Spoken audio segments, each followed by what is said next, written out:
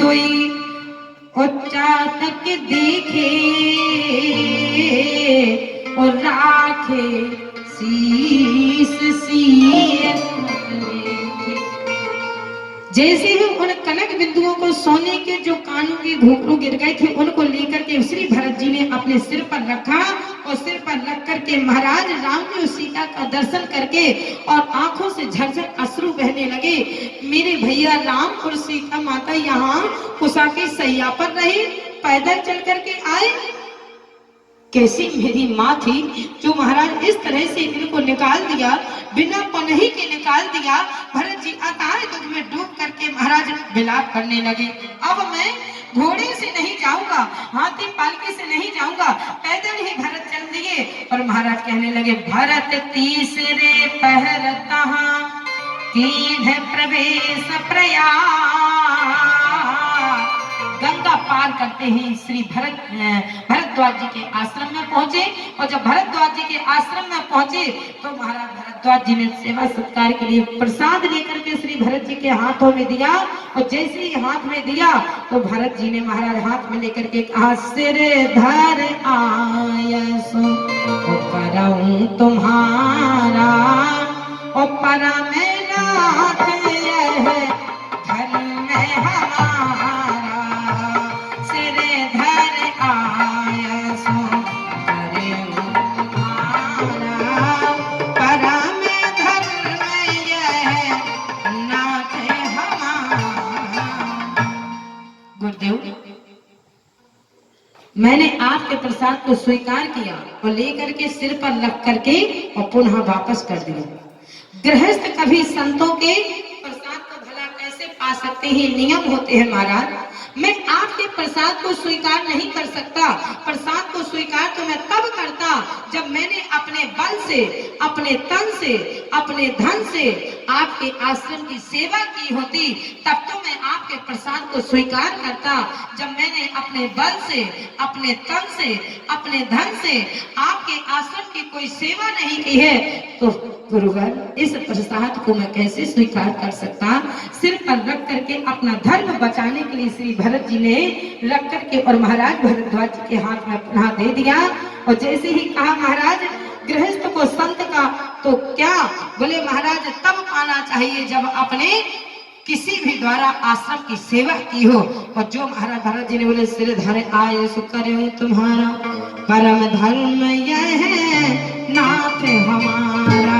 राम ही भरत मनावन जाही।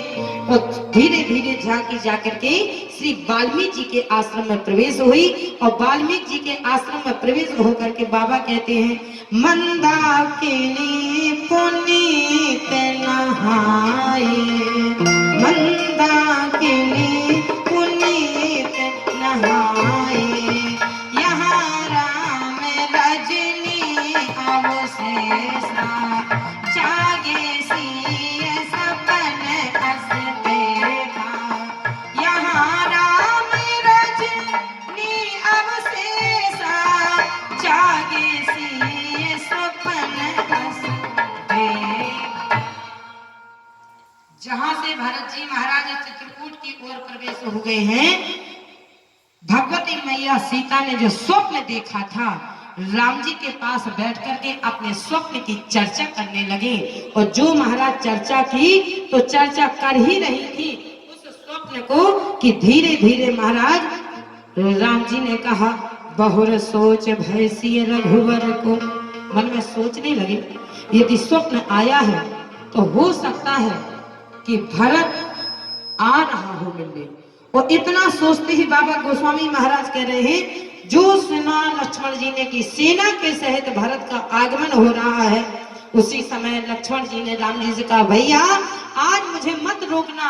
जब मैं पूरा राजपाट आप छोड़ करके चले आए हैं, माता कैकेयी ने निकाल दिया है तो अपने भरत को बैठा देना राजगद्दी में। अब भरत का आगमन के कारण का यहाँ कौन सा कारण है, कारण कवन भरत बन जाही। जो लक्ष्मण जी ने आओ देखा ना ताओ देखा, भैया राम से कहने लगे आज मुझे रोकना मत। और धनुष पर बाण चढ़ा करके तैयारी लगाई। बोले आज राम सेवक जस ले भरत समर सिखावन देहु। आज सीख दूंगा मैं। उस दिन तो मैं चुप रहा, शांत रहा और चुपचाप होकर के निकल आया। आज मैं देखता हूँ राम जी की आंखों से आंसू आ गए। लक्ष्मण, भरत जितना मुझे प्रिय है, तुम क्या बात करते हो? तेरे मन में ये कहां से मैल आ गया है लक्ष्मण? भरत ऐसा नहीं है जैसा तेरे मन में मैल उत्पन्न हो गया है। और लक्ष्मण जी को महाराज नाराज होकर के राम जी ने भरत जी का पक्षपात किया। एक बार पहले आ जाने पर भरत को देख तो ले कम से कम, फिर धनुष पर बाण चढ़ा लेना। मैं तुझे रोकने वाला नहीं हूँ, तुझे जो करना हो सो कर देना, लेकिन मेरे कहने से अभी धनुष को नीचे उतार ले लखन, क्योंकि अभी एक बार तू मेरे भरत को पहले देख ले। भरत को जागीर की भूख नहीं है, भरत को राजपाट की भूख नहीं है। भरत जिस समय अयोध्या से चले थे तो महाराज उस समय विलाप करके सीधे महाराज गुरुदेव से कहा था, गुरुदेव मैं लोभी हूँ और मैं लोभी नहीं हूँ। महाराज इस परिभाषा में असंचिप्त होकर के गुरुदेव के माथे से पसीना छूट गया था। ये भरत तो बोल क्या रहा है? एक तरफ तो कह रहा है कि मैं लोभी हूँ और एक तरफ कह रहा है कि मैं लोभी नहीं हूं। जैसे ही गुरुदेव से कहा भरत जी ने कि मेरी परिभाषा का मतलब है कि महाराज जहां पर कम मिल रहा हो तो महाराज वो नहीं, जहां ज्यादा मिल रहा हो तो इससे भी बड़ा कोई पद है। हाँ गुरुदेव, इससे भी बड़ा पद मुझे मिल रहा है, इसलिए मैं इस पद को छोड़ रहा हूँ। ये तो एक पद है, सिंहासन मात्र है, और जहां मुझे राम जी के दो पद मिल रहा है मैं उसे कैसे छोड़ सकता हूँ। राम जी ने सारी समस्या को लक्ष्मण जी को जैसे ही सुनाया, जो लक्ष्मण जी ने सुना, जैसे ही भरत जी का आगमन होगा, बोले भरत ही हो ये न राज मद, विधि हरि हर पद पान, कबहू की काजी सी किरने क्षीर सिंधु बिंसा। क्या बात करते हो लक्ष्मण, तुम्हारे मन में ये गंदगी आई कैसे? महाराज दूध के समुद्र में मट्ठा भरत ने कहा राम जी। जैसे ही भरत को एक बार देखेगा तो समझ में आएगा। और जो महाराज लक्ष्मण जी ने देखा, बोले नाथ देख सुन भुजा उठाई, निशान से कहां है। जैसे ही कहा महाराज सामने जो दिव्य दर्शन कराया, बोले नाथ देखिए बिटप विशाला, पाकर जम्बो रसाल तमाला। ये 4 वृक्ष राम जी के उस पर्वत के पास लगे हैं जहां राम जी का विराजमान है। वही 4 वृक्ष महाराज नीलगिरी पर्वत पर कालभूषण जी के यहाँ लगे हैं। जिन वृक्षों का पौधों का बहुत फल का पुण्य तत्व है, बोले पाकर का लगा है, जम्बो का लगा है, रसाल यानी आम का लगा है और तमाल का लगा है। और कालभूषण जी के यहाँ बोले महाराज उन वृक्षों का आम छाहे कर और मानस पूजा और सत हरि भजन काज नहीं दूजा। सत हरि भजन काज नहीं दूजा। आज महाराज जैसे ही भगवान को दिखाने के लिए भरत जी को, श्री भरत जी के लिए कहा, बोले नाथ देखी बिटप विशाला।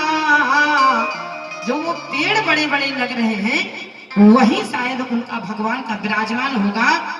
निषाद ने भरत को लेकर के और जैसे ही आगे चले राम जी को दिखाने के लिए, और जो भुजा उठा करके देखा, बाबा गोस्वामी महाराज कहते हैं, तहां बैठे मुनिगण सहता निक से राम सुजान, पाहि नाथ कह पाहि गुसाई। मन में सोचा कि यही मेरे भैया राम हैं। आंखों में रोते रोते इतना धुंधलापन आ गया था श्री भरत जी की कि राम जी को पहचान नहीं पाए। और जल्दी इतनी पड़ी, कभी कभी अगाध विषाद में डूब करके जितनी जल्दी चाहो उतनी ही देर समझ में आती है कि ना जाने ये यात्रा कितनी देरी की है, कितनी दूर लग रही है। और जबकि महाराज उस विषाद में यात्रा दूर समझ में आती है और हर्ष के समय में यात्रा कितना भी दूर हो लेकिन न नजदीक समझ में आती है। ऐसे न मानो तो ऐसे मानो कि जब महाराज अपनी अटैची को लेकर के चलते हैं, यात्रीगीर राहगीर सूटकेस को लेकर के चलते हैं, बैग को लेकर के चलते हैं, और जब सामान को ढोते ढोते चलते चलते चलते चलते घर आते हैं, और घर आकर के जब बैग को पटकते हैं तब क्या कहते हैं कि थक गए। अच्छा, थक तब रहे थे जब चल रहे थे तब, कि अब घर आकर के लेट गए अब थके हुए। सब झूठी मूठी बोली। यही तो विस्मृत और विषाद और हरस का फल होता है कि जब चलते रहते हैं तब रास्ते में ये नहीं कहते कि थक गए। और जो महाराज आए, बैग को पटका, बेड पर लेटे और पंखा चलाया, कूलर चलाया, फिर कहेंगे महाराज अपने परिवार से बहुत थक गए। अब तो भैया लेट गए हो बेड पर और आप कह रहे हो कि थक गए। अरे थकना तो तब कहना चाहिए था जब स्टेशन पर मारे मारे घूम रहे थे सामान को ढोते ढोते। अब जब तक भरत जी चले तब तक तो कुछ नहीं, जब पास में आ गए तो भरत जी के पैर लड़खड़ाने लगे। और जो महाराज देखा बोले पाहे नाथ कहे पाहे गोसाई, भूतल परे लपट के श्री भरत जी चलते और गिर जाते हैं, फिर उठते हैं, फिर गिर जाते हैं और मुंह से चिल्लाते पाहे नाथ कहे पाहे गोसाई, भूतल परे लकुट की नाई। बचन सप्रेम लखन पहचाने, करत प्रणाम भरत जी जान।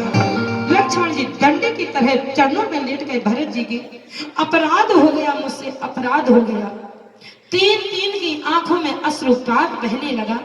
राम ने जैसे ही राम जी ने देखा मेरा भरत, राम जी वहां से चलते हैं, कहीं पीतांबर गिरता है, कहीं पगड़ी गिरती है, और यहाँ से जब भरत जी चलते हैं तो भरत जी को उठाने के लिए स्वयं राम जी दौड़ पड़ते हैं। ये भरत तू जमीन पर गिर पड़ा। और भरत जी जानते हैं कि मैं राम जी के चरणों में पहुंच गया हूँ। अभी श्री भरत जी राम जी के चरणों तक नहीं पहुंचे हैं। लक्ष्मण जी दौड़ करके आकर के श्री भरत जी के चरणों में गिर जाते हैं। अपराध हो गया मुझसे, अपराध हो गया। मैंने तो क्या सोचा था। और श्री भरत भैया जी क्या निकले हैं। बाबा कहते हैं बचन सप्रेम लखन पहचाने, करत प्रणाम भरत जी जाने। कहत सप्रेम नाय पहिमाता, भरत करत प्रणाम भरत जी जाने। उठे राम सुन प्रेम धीरा, ओ कहूँ पट कहूँ निसंग कहीं धनुष गिर जाता है। दौड़ करके हमारे राघव जी ने राम जी को उठाया, भरत जी को उठाया। दोनों जैसे ही भरत जी को उस चित्रकूट की पावन पवित्र भूमि पर उठा करके बोले बर बस लिए उठाए और लाए कृपा निधान। भरत राम की मिलन लगे बिसरे सबहि अपार। बोलिए भरत श्री रघुवर राम की जय हो। उस चित्रकूट की पावन भूमि पर जब श्री भरत जी और राम जी गले से मिले हैं तो महाराज चित्रकूट की धरती के भरत मिलाप मंदिर में जहां अपना ही निवास है, उस भरत मिलाप में महाराज उस मंदिर की धरती के पत्थर पिघल करके महाराज अश्रुपात करने लगे हैं। पत्थरों को भी महाराज आंसू आकर के पत्थर पानी पानी हो गए हैं। जबकि कहा गया है पत्थर पत्थर होता है, पत्थर कितना कठोर होता है। आज चित्रकूट की भरत मिलाप मंदिर में देखना महाराज, वो पत्थर आज भी पसीजते रहते हैं, आज भी पानी पानी है। पिघल करके महाराज वो भरत के प्रेम को देख करके राम जी और भरत जब गले से मिले हैं तो पत्थरों रहा नहीं गया। पत्थरों के आंखों से आंसू फूट करके महाराज पानी पानी हो गए। पैरों के पद चिन्ह राम जी के और भरत जी के उस पत्थर पर आज भी चिन्ह पग दिखाई देते हैं। जो महाराज जैसे ही देखा श्री राघव जी ने कहा, देखा लक्ष्मण तू क्या सोच बैठा था। तब तो बाबा कहते हैं, जाके रहे भावना जैसे प्रभु मूरत देखी